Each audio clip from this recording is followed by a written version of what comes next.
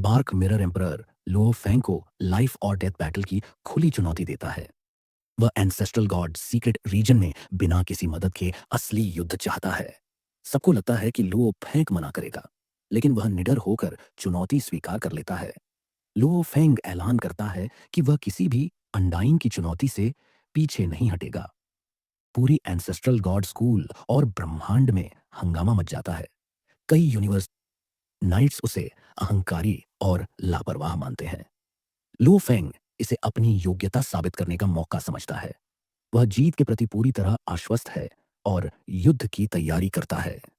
Ancestral God secret region में Luo Feng versus bark mirror emperor की लड़ाई शुरू होती है। बार्क मिरर एम्परर लाइव प्रसारण कराता है और लो फेंग को कमजोर समझता है। लड़ाई शुरू होते ही लो फेंग अपनी असली ताकत दिखाता है। स्टार मैप की दूसरी अल्टीमेट चाल से वह बार्क मिरर एम्पायर को भारी नुकसान पहुंचाता है। बार्क मिरर एम्परर की गॉडली बॉडी लगातार नष्ट होती जाती है। रिमोट ओशन की वजह से लुओ फेंग की शक्ति खत्म नहीं होती। हार निश्चित देखकर बार्क मिरर एम्परर खुद को विस्फोट से उड़ा देता है। लुओ फेंग जीत जाता है। एक यूनिवर्स ओवरलॉर्ड पे फेंग नाइट आता है और ट्रेजर लेने की कोशिश करता है। लुओ फेंग साफ कहता है, जिसे मैंने मारा उसका खजाना मेरा है। Luo Feng bark mirror emperor के ट्रेजर्स खुद ले लेता है और भाग निकलता है। पे फेंग नाइट यूनिवर्स ओवरलॉर्ड नाराज होकर उस पर हमला करता है। वह भयानक सोल अटैक करता है जो सीधे आत्मा नष्ट कर सकता था। Lu Feng tower pearl soul true treasure से किसी तरह बच जाता है। समझदारी से वह सीधी लड़ाई से बचकर भागने का फैसला करता है। पे फेंग नाइट उसे टाइम लॉ डोमेन में फंसा देता है। शक्तिशाली हमलों से लुओ फेंग की गॉडली बॉडी बार बार नष्ट होती है, लेकिन रिमोट ओशन की मदद से शरीर तुरंत रिकवर हो जाता है। पे फेंग नाइट समझ जाता है कि लुओ फेंग अपने क्लोन साथ लाया है। अब वह तय करता है कि सभी बॉडीज नष्ट करके ही लुओ फेंग को मारना होगा। अंत में पे फेंग नाइट अत्यंत घातक हमला करता है और लुओ फेंग को भारी खतरे का एहसास होता है। पे फेंग नाइट का हमला इतना घातक होता है कि लू फेंग की मानव गॉडली बॉडी तुरंत नष्ट हो सकती थी। बचने के लिए लू फेंग रिमोट ओशन बॉडी को बाहर लाता है। विशाल रिमोट ओशन बॉडी काले वर्लविंड्स को रोक लेता है और उनकी शक्ति झेल लेता है। फिर लू फेंग रिमोट ओशन बॉडी को खुद ही विस्फोट कर देता है। इस विस्फोट से पे फंग नाइट की 20% गॉडली बॉडी नष्ट हो जाती है। एक ह्यूमन यूनिवर्स ओवरलॉर्ड ज्यू फंग नाइट आकर बीच में दखल देता है। पे फेंग नाइट मजबूर होकर पीछे हट जाता है। लुओ फेंग एक अनडाइंग होते हुए भी यूनिवर्स ओवरलॉर्ड को घायल कर देता है। इससे उसकी खतरनाक ताकत और दृढ़ निश्चय सबके सामने साबित हो जाते हैं। ज्यू फंग नाइट लुओ फेंग की तारीफ करता है कि उसने यूनिवर्स ओवरलॉर्ड पे फेंग नाइट को घायल किया। लुओ फेंग समझता है कि वह अभी भी यूनिवर्स ओवरलोड से कमजोर है और भविष्य में सावधानी जरूरी है।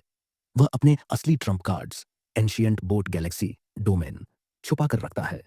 बोहिनिया आइलैंड लौटकर लू फेंग बार्क मिरर एम्परर की हार का वीडियो सार्वजनिक करता है। सभी को दिख जाता है कि बार्क मिरर एम्परर को आत्मविस्फोट करना पड़ा।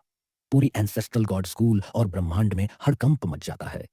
पे फेंग नाइट गुप्त रूप से धमकी देता है और लुओ फेंग जवाब देता है। लुओ फेंग साबित करता है कि वह यूनिवर्स नाइट्स को मारने की क्षमता रखता है। अब वह अपने रिकॉर्ड से मानव जाति में सर्वोच्च स्थान पाने की राह पर है। थंडर आइलैंड पर लुओ फेंग की प्रतिष्ठा तेजी से बढ़ती है। बार्क मिरर एम्परर को मारने के बाद यूनिवर्स नाइट्स का रवैया बदल जाता है। जो पहले विरोध कर रहे थे वही अब माफी मांगते और दोस्ती चाहते हैं। कई यूनिवर्स नाइट्स और यूनिवर्स कंट्री मास्टर्स उससे मिलने आते हैं। लुओ फेंग को आधिकारिक रूप से यूनिवर्स नाइट्स के दायरे में स्वीकार कर लिया जाता है। उसे ह्यूमन रेस के सुप्रीम काउंसिल में शामिल होने की अनुमति मिलती है। जल्द ही सुप्रीम काउंसिल की महत्वपूर्ण बैठक होने वाली है। एंसेस्ट्रल गॉड स्कूल का थंडर बीस्ट गॉड स्वयं आकर लुओ फेंग को कीमती पुरस्कार देगा। लुओ फेंग अब न सिर्फ शक्तिशाली है, बल्कि मानव जाति का कोर एल्डर बन चुका है। लुओ फेंग बोहिनिया आइलैंड पर थंडर बीस्ट गॉड के आने का इंतजार करता है। ट्रूयन नाइट समझाता है कि एंसेंट्रल गॉड स्कूल उसे पूरी तरह अपना नहीं मानती, फिर भी उसे काफी महत्व दे रही है। लो फेंग को बार्क मिरर एम्परर से मिले ट्रू ट्रेजर्स मिलते हैं, खासकर गोल्डन किंग आर्मर। वह अपने अलग अलग शरीरों के लिए उपयुक्त खजानों की योजना बनाता है।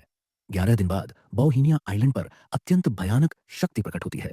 थंडर बीस्ट गॉड स्वयं प्रकट होता है, जिसकी उपस्थिति से सब दब जाते हैं। सबको स्पष्ट हो जाता है कि उसका आगमन केवल blade river emperor Luo Feng के लिए है। थंडर बीस्ट गॉड स्वयं आकर लुओ फेंग को सार्वजनिक रूप से एक कीमती वस्तु देता है। वह वस्तु एक रहस्यमयी सुनहरा प्राचीन दर्पण मिरर होती है। सभी समझ जाते हैं कि ancestral God school Luo Feng को बहुत महत्व दे रही है। लुओ फेंग बिना दिखावा किए सीधे अपने महल लौट जाता है। दूसरी ओर नॉर्दर्न टेरिटरी अलायंस प्रतिक्रिया करता है। एक universe master turning back time तक तकनीक से बार्क मिरर एम्परर को पुनर्जीवित करता है, लेकिन उसके सारे ट्रू ट्रेजर्स हमेशा के लिए खो जाते हैं। बार्क मिरर एम्परर को याद आता है कि लुओ फेंग ने उसे मारा था। अब वह नफरत और पागलपन से भरा होता है। बार्क मिरर एम्परर को टाइम रिवर्स से जिंदा किया गया, जिससे चीलान मास्टर गंभीर रूप से घायल हुआ। पेइफिंग नाइट ने साफ कहा, ब्लेड रिवर एम्परर अब सीनियर यूनिवर्स नाइट जितना ताकतवर है। बार्क मिरर एम्परर को चेतावनी मिली, यूनिवर्स नाइट बने बिना बदला सोचना भी बेकार है। दूसरी ओर लू फेंग को golden thread aurora mirror मिला। यह एक domain type top tier treasure है, बेहद शक्तिशाली।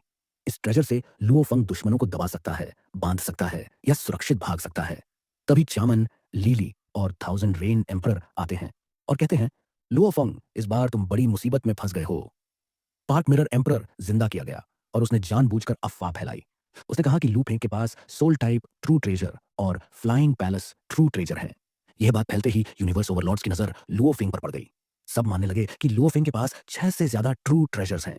बार्क मिरर एम्परर का मकसद खुद बदला न लेकर दूसरों से लुओ फेंग को मरवाना। लुओ फेंग को पता चल गया, फिर भी वह शांत रहा और बोला, जो आएगा उससे लड़ूंगा, न जीत पाया तो भाग जाऊंगा। अब लू फेंग लगातार खतरों और युद्धों के रास्ते पर है। लोफेंग और ट्रू यान नाइट पहली बार सुप्रीम काउंसिल मीटिंग में पहुंचे। पैंथियन माउंटेन पर कई यूनिवर्स नाइट्स लुओफंग से जलन महसूस कर रहे थे। वजह, लुओफेंग के पास बहुत ज्यादा ट्रू ट्रेजर्स, खासकर सोल टाइप ट्रेजर। कुछ को लगा कि प्राइमल केओस सिटी लीडर पक्षपाती रहे हैं। लुओफोंग ने तय किया कि ईर्ष्या की परवाह नहीं करेगा, सब कुछ ताकत से साबित करेगा। सुप्रीम काउंसिल शुरू हुई और सभी महान बीइंग्स पैंथियन सैंक्चुअरी में पहुंचे।